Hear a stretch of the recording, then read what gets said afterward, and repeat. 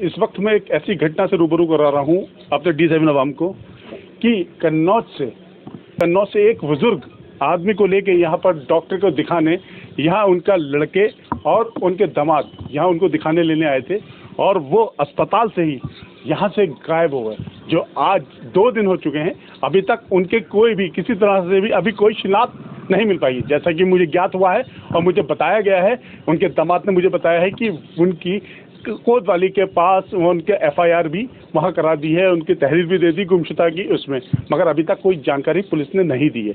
उनके घर वालों का रो रो का बुरा हाल है और आज उनके जितने भी परिवार के सदस्य थे आज वो बरेली में आ गए। मैं D7 को बताना चाहता हूँ कि वो कन्नौज के रहने वाले थे और उनके जो बुजुर्ग हैं उनकी उम्र 70 या 75 साल की हुई होगी और उसमें उन्होंने खूब तरीके से मेहनत मशक्कत करके अपने बच्चों को पाला पोसा बड़ा किया और आज उनके बच्चों की शादी हो गई, सब कुछ हो गया। करीब 2 साल पहले उनकी एक ऐसी तबीयत खराब हुई जिसमें दिमाग में उनके दर्द रहने लगा और उस दर्द की वजह से वो डॉक्टर को आगरा, कानपुर, अन्य कई शहरों पे उनको दिखाया गया जहां उनको फायदा नहीं मिला। इसी वजह से किसी लोगों ने बताया कि वो बरेली यहाँ पर जो डॉक्टर है उसको दिखाया जाए, एक निजी डॉक्टर को बरेली में दिखाया गया और वो यहाँ पहली बार बरेली लेके आए थे कन्नौज से। और कन्नौज के पास एक गांव पड़ता है तलग्राम, उस गांव के वो लोग रहने वाले हैं और यहाँ पर जब तरह से लेके आए तो पता ये चलता है कि वो जब डॉक्टर से बात कर रहे थे तो पीछे से वो बुजुर्ग जो है जिनका नाम दौलत खान नाम है वो निकल गए और निकलने के बाद जब बाहर आके देखा तो वो गायब थे। अभी तक उनकी किसी तरह की जानकारी नहीं मिल पाई है। मैं अपने D7 अवाम को उनके परिजनों से रूबरू कराता हूँ और पूछता हूँ कि आखिर पूरा मामला क्या हुआ। आपका नाम क्या है?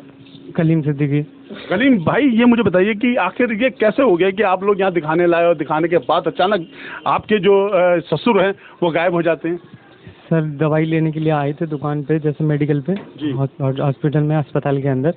तो डॉक्टर साहब ने कहा था कि दिखाने के लिए बैठे रहे अंदर और रिपोर्ट के लिए भैया ने बोला था कि जाना है, CT स्कैन होना था इसका। तो यहाँ से भैया लेके चले गए CT स्कैन करवाने के लिए। तो लगभग 1 घंटा 1-1.5 घंटा लग गया होगा।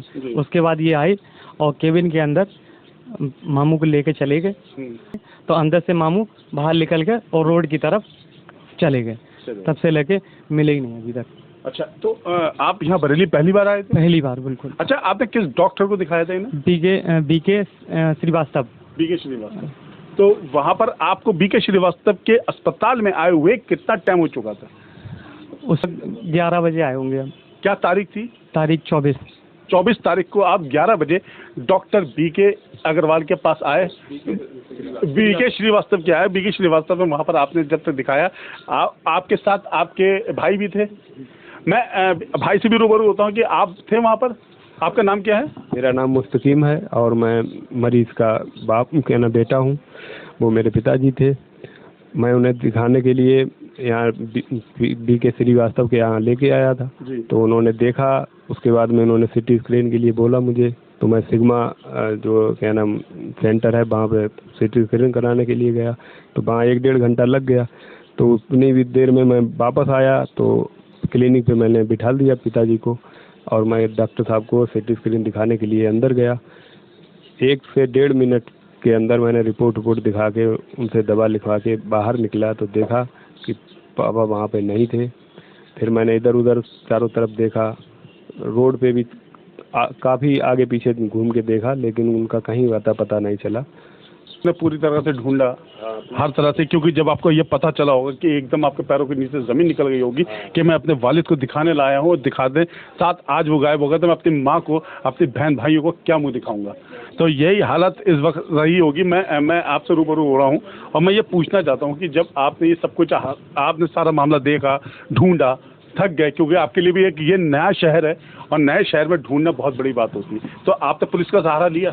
यस, मैं गया कोतवाली, पहले कोतवाली जाकर वहाँ बात करी जाकर, पर उन्होंने दिया था धीरज, सिटी इंचार्ज हैं, तो उनके बाद नंबर दिया था, वहाँ जाइएगा अपनी लिखवाइए रिपोर्ट। तो वहाँ जाकर मैंने लिखवाई तो उन्होंने खाली कॉपी पे ऐसे लिख ली। फिर अगले दिन के लिए कल जाकर मैंने रिपोर्ट दर्ज अपनी पूरी FIR कल करवाई। FIR की कॉपी है आपके पास? है मेरे पास।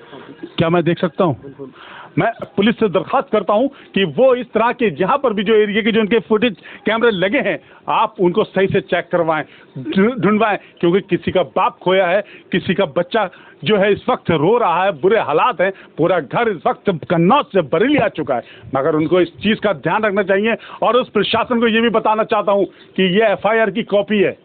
इस FIR की कॉपी को इन्होंने कल 25 तारीख को, 24 तारीख में इन्होंने तहरीर दी थी, 25 तारीख को FIR हो गई है और FIR होने के बाद भी आज भी 24 घंटे से ऊपर हो चुके हैं, अभी तक कोई भी किसी तरह से कोई क्लू नहीं मिला है, कोई शिनाख्त नहीं हुई कि आखिर वो शख्स कहाँ गायब हो गया।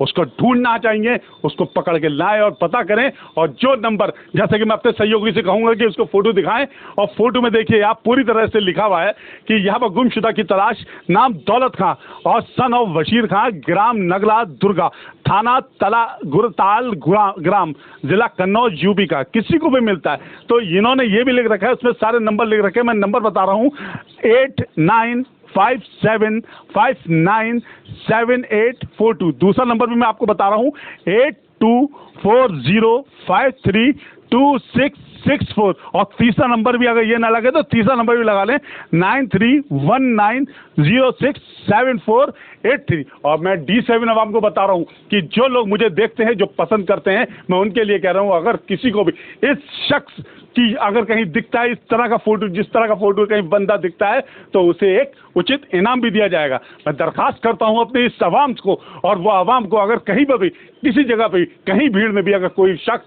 ये शख्स अगर कहीं मिलता है तो कृपया करके पुलिस को सूचित करें और जो नंबर दे रखा है उस नंबर पे बताएं। कैमरा पर्सन मुस्तफा के साथ मैं सैयद सलमान, D7 न्यूज़ बरेली।